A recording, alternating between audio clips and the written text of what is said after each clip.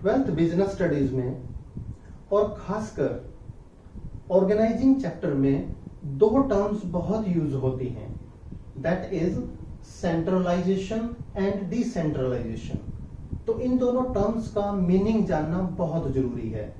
इनका मीनिंग जानने के लिए स्टूडेंट्स यू मस्ट नो कि नॉर्मली हर बिजनेस ऑर्गेनाइजेशन में 3 लेवल्स होते हैं मैनेजमेंट के। हायरार्की जो होती है वो 3 लेवल्स होते हैं। देखिए कौन कौन से, एक टॉप मैनेजमेंट यानी top level, then middle management यानी middle level, then operative level जिसे आप लो लेवल या बॉटम लेवल भी बोल सकते हैं।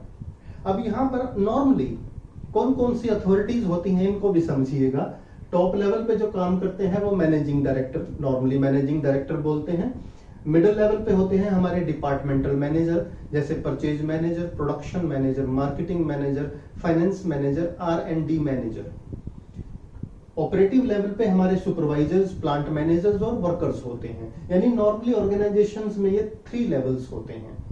इन्हीं के बेस पर हम डिसाइड करेंगे कि ऑर्गेनाइजेशन सेंट्रलाइज्ड है या डिसेंट्रलाइज्ड है। अब आप देखिए, एक टर्म और बहुत यूज होती है स्टूडेंट्स, वो है अथॉरिटी। अथॉरिटी क्या होती है? Decision making power. अब जिसके पास अथॉरिटी होगी वही तो डिसीजन लेगा। अब क्वेश्चन ये उठता है कि नॉर्मली ऑर्गेनाइजेशन में अथॉरिटी किसके पास होती है? याद रखिए, ऑर्गेनाइजेशन में अथॉरिटी होती है टॉप लेवल के पास, अटमोस्ट अथॉरिटी।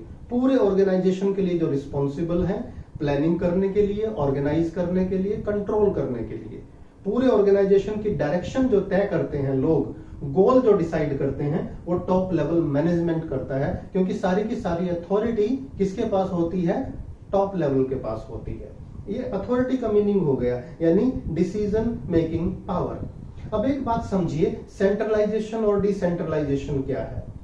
सेंट्रलाइजेशन का मीनिंग समझा देता हूं स्टूडेंट्स। जिस केस में सारी की सारी अथॉरिटी जो है that is retained by top level management, यानी सारी की सारी अथॉरिटी चाहे छोटे डिसीजन हो या बड़े डिसीजन हो, हर एक्टिविटी के बारे में जो डिसीजन मेकिंग पावर है, if that is retained by top level management, it is called centralisation. यानी सेंटर में, केंद्र में, और केंद्र क्या है? Top level. यानी जब सारी की सारी authority, decision making power top level management अपने पास रख लेता है, तो हम इसे बोलते हैं this is a position of centralisation. यानी मिडिल लेवल या ऑपरेटिव लेवल, इनके पास डिसीजन मेकिंग अथॉरिटी नहीं है। अब डिसेंट्रलाइजेशन की बात करते हैं स्टूडेंट्स, समझना ध्यान से। डिसेंट्रलाइजेशन क्या है? Sharing of authority. यानी जब टॉप लेवल जो है कुछ अथॉरिटी मिडिल लेवल को और कुछ ऑपरेटिव लेवल के साथ शेयर करता है। लेकिन शेयर कैसे करता है इसको समझना स्टूडेंट्स आप। ये एक पॉलिसी मैटर है, ये एक सिस्टम का सवाल है। यानी जब ऑर्गेनाइजेशन का साइज बहुत बड़ा हो जाता है तो उस ऑर्गेनाइजेशन में एक सिस्टम फॉलो करते हैं, या यूं कहिए एक पॉलिसी बनाते हैं कि हर पोजीशन होल्डर, हर वो व्यक्ति जो ऑर्गेनाइजेशन में मैनेजर्स है डिफरेंट लेवल पे, यानी जैसे यहाँ डिपार्टमेंटल मैनेजर हैं, यहाँ प्लांट मैनेजर जो बहुत सारे सुपरवाइजर्स हैं, हर किसी को अपने पोजीशन के अकॉर्डिंगली, पोजीशन के रेलिवेंट अथॉरिटी मिलेगी, डिसीजन मेकिंग पावर मिलेगी। ये रिटर्न में पॉलिसी बना दी। यानी एक परचेज मैनेजर छोड़ के चला गया, दूसरा आ गया, तो उसके पास भी वही डिसीजन मेकिंग पावर होगी जो दूसरे के पास थी। यानी परचेज मैनेजर के पास जो अथॉरिटी और डिसीजन मेकिंग पावर रहेगी वो ऑलरेडी रिटर्न में होगी।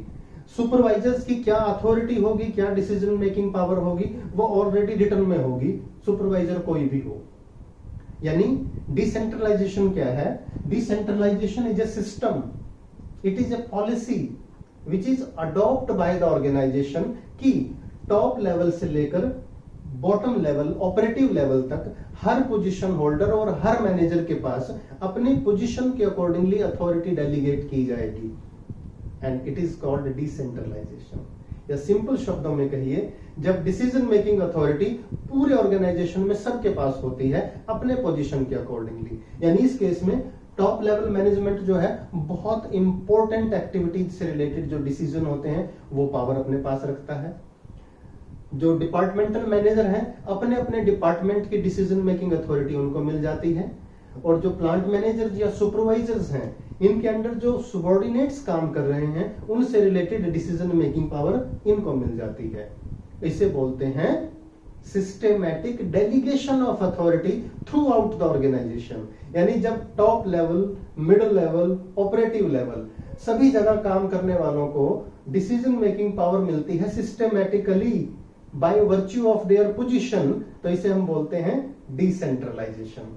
अब याद रखिए, आज का जो मॉडर्न ऑर्गेनाइजेशन है, जिसमें एनवायरनमेंट बहुत तेजी से चेंज होता है और आपको फटाफट according to changed environment decision लेने पड़ते हैं, फास्ट डिसीजन मेकिंग होते हैं और बेस्ट और क्वालिटी डिसीजन लेने पड़ते हैं, सेंट्रलाइजेशन कभी काम नहीं करेगा। यानी यहां पर क्या होना चाहिए, डिसेंट्रलाइजेशन होना चाहिए।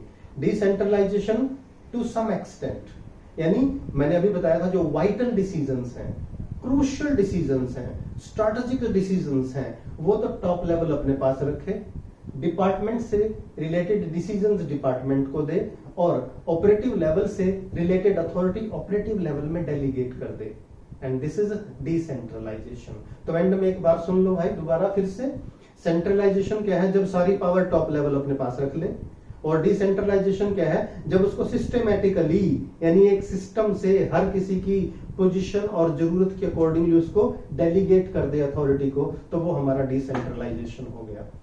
आज के जमाने में जहां पर मल्टीनेशनल कॉर्पोरेशंस काम कर रही हैं, तो normally organisations are highly decentralised to ensure that decisions are taken quickly in the interest of the organisation. Students, उम्मीद है ये सेंट्रलाइजेशन और डिसेंट्रलाइजेशन का मीनिंग आपको जरूर क्लियर हुआ होगा। वीडियो लाइक करें, फ्रेंड्स के साथ शेयर करें। चैनल अभी तक सब्सक्राइब नहीं किया तो चैनल को सब्सक्राइब फटाफट कीजिए।